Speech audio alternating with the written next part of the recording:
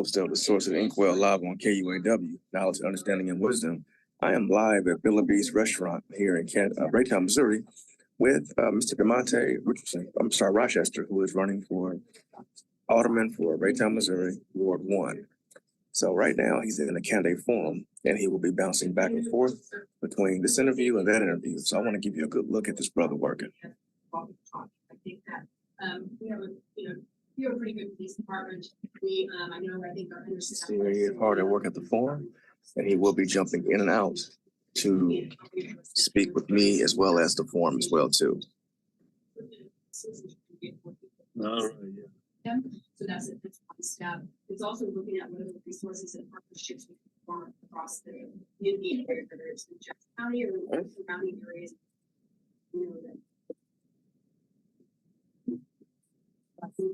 Rochester, how you doing, sir? I'm good. How you doing tonight? All right. Thank you for inviting me in as you are running for Ward 1 in Raytown, Missouri for City Alderman.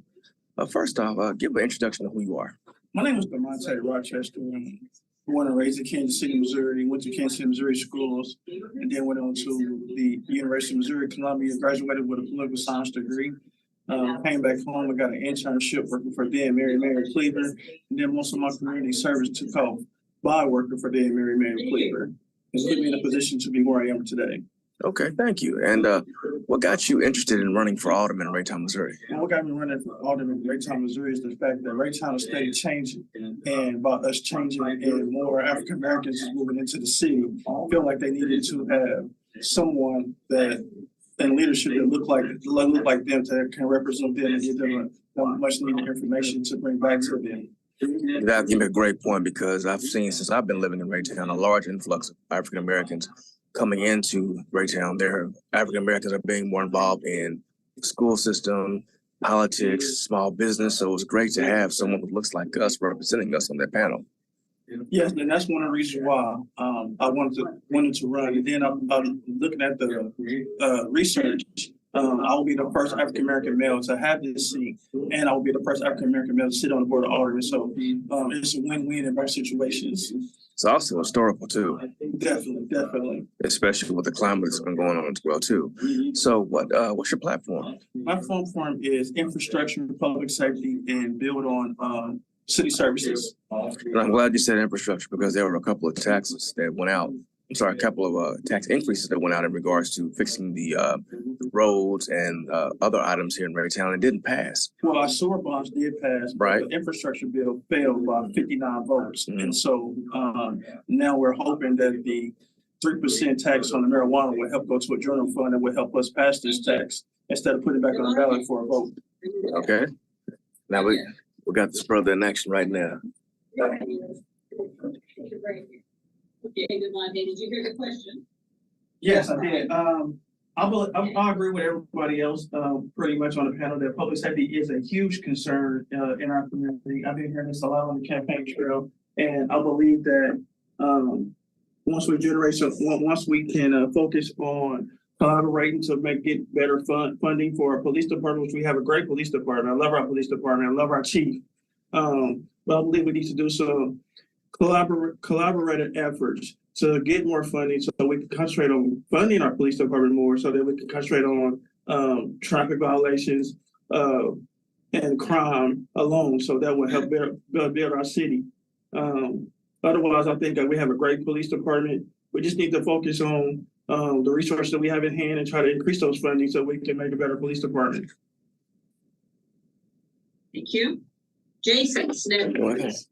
Thank you. So first of all, we have absolutely stellar police. Now, as you can see, we just saw Mr. Rochester run in and do his candidate forum. Is going live right now with League of Women Voters. And you can log on and actually see that particular forum right now.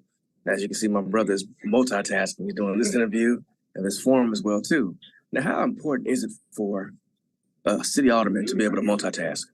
I think it's very important because, first of all, you have to do two things. You have to wear two hats. You have to be able to take care of city business, and then take that city business hat off and be able to allocate those things to the community, so the community know what's going on at the city level, and then try to bring the citizens' concerns back to the city. So you're wearing two different hats.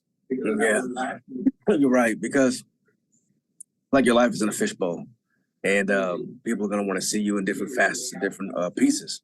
So you were just speaking about the police funding. Can you go a little bit more in detail about that?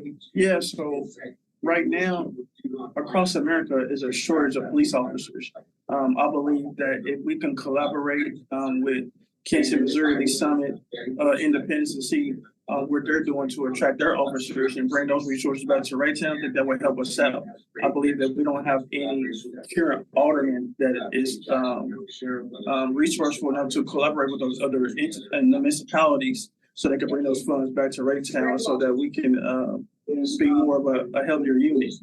Right, and you made a good point too, because prior to you running, I've actually seen you in the Kansas City area, doing these items, in the city moving. So I've actually seen you prior to you coming here, because I remember when I first met you, I said, man, you look real familiar. They put two and two together. I said the same thing when he left the other day. I was like, I know him already. Yeah, I already know the brother. So he's already got his foot to pavement. So, and then keep in mind, no shape, form, or fashion am I endorsing, but I'm just saying that I recognize the footwork that this candidate is actually doing. Also, with saying that, with you being an alderman, once you're elected, how well would you work with the other aldermen as well as the mayor himself? That's a good question. I believe, no, I don't throw shade, but I think the issue is like my opponent. My opponent tries to disrupt the board altogether. He does not try to collaborate.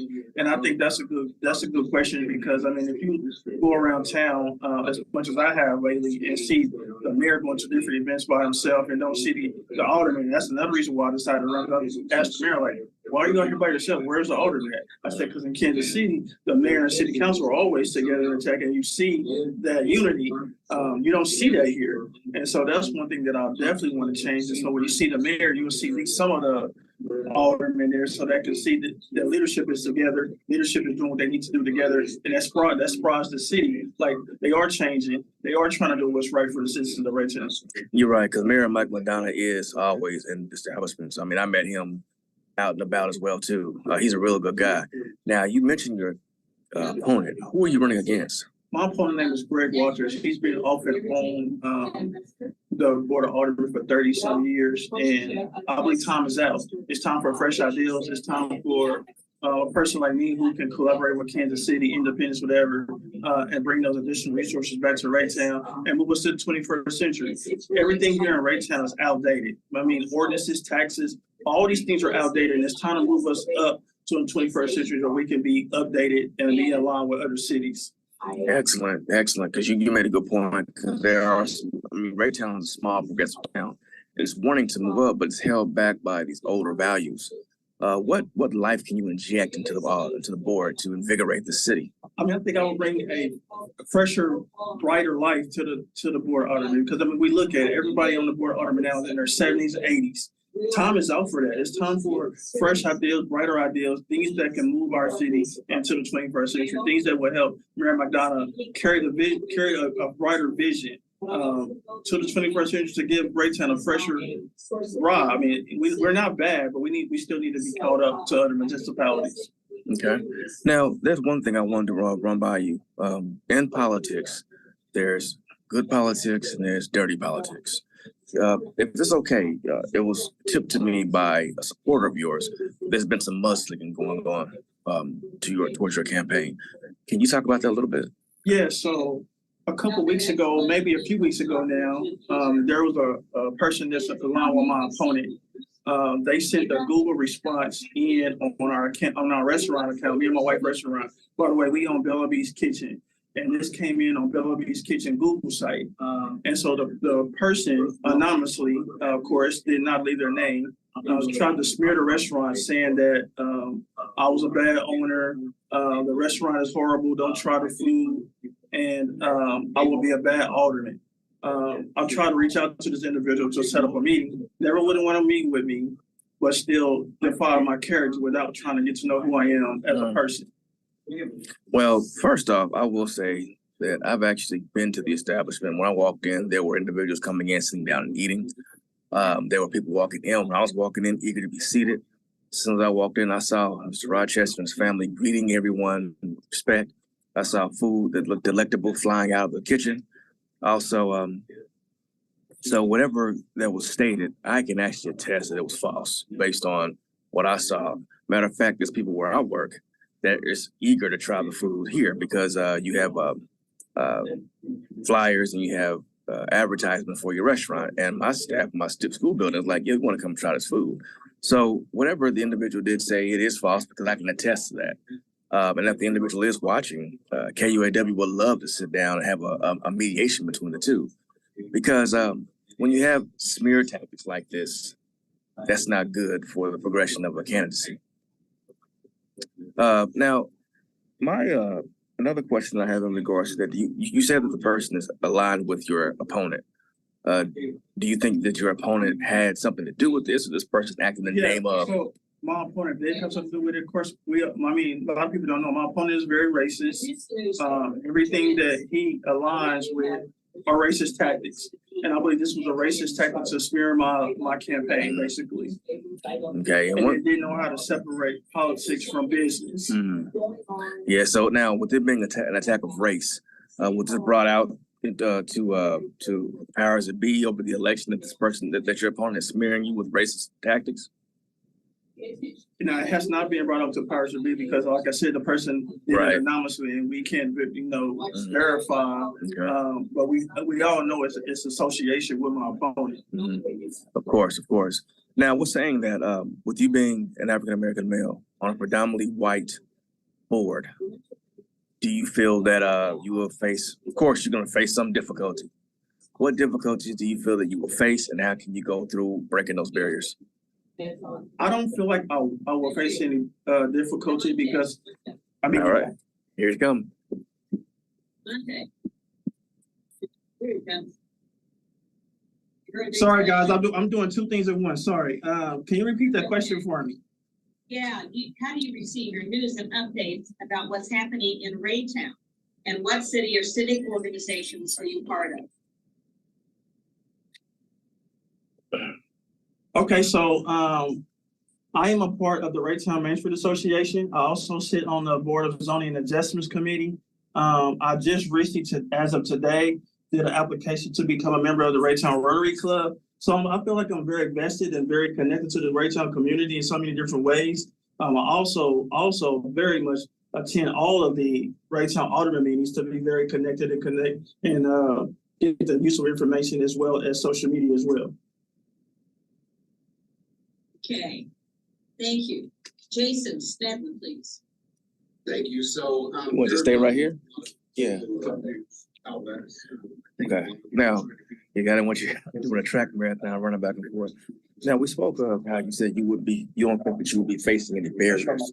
You didn't want to face that you wouldn't face any barriers. Yeah, I believe I have garnered enough of the white support. I believe those people that are supporting my campaign will also support me as elected as well. Okay. And I believe these same people who not only support me as a candidate, support the restaurant, and I believe they will continue to support me as an alderman. Now, on April 4th, is it possible that they can contact you on elections, see how everything's going, check in with you? Yes, I'm glad you said that question. So I'm personally inviting you all guys to come to the restaurant on election night. This will be my watch party, 6225 Blue Ridge Boulevard. You all are welcome to come attend and sit and watch the results and get to know who I am as well that night as well. Okay, excellent. KUAW will be sending representation there as well too. Is there any closing comments that you have? I just hope to God that people that's watching KUAW will spread the word that you have a good brother that's running for alderman here in Raytown, and if you have friends and family in Ward 1, I would love their support on April 4th. Right, thank you, sir. We appreciate that. Publication we call the Raytown Report. At the time we called it Raytown News, but we changed it to the Raytown Report. So I'm talking tonight. No, right. Again, this is Tyrone Gethers, Jr., your host of the Sources Inkwell Live, and the candidate forum here at Billaby's in Raytown, Missouri, with candidate Demonte Rochester. Of course, some of the things that we talked about was his platform. We talked about his vision. We talked about how he can be associated and connected with the other individuals on the panel. We also talked about the recent mudslinging that took place with him and his towards him from his opponent. These allegations were discussed in the show as well too. When it all comes down to it, we would like you to exercise your right to vote. Find candidates who align with what you want who are there to listen to you and abide by the rules and regulations of the entities that they were representing. Also, the elections April 4th. If you were in Raytown, Missouri, Ward 1, you just heard from one of your candidates. We also will try to reach out to the opponent to get his side as well, too. So this is Tyrone Gethers Jr., your host of the Sources Inkwell. In the Inkwell, education overflows like ink. And like ink, it is staying permanent. We'll see you next week. God bless. Lisa Garza. Yes, thank you. As far as how I can bring you, I mean, obviously,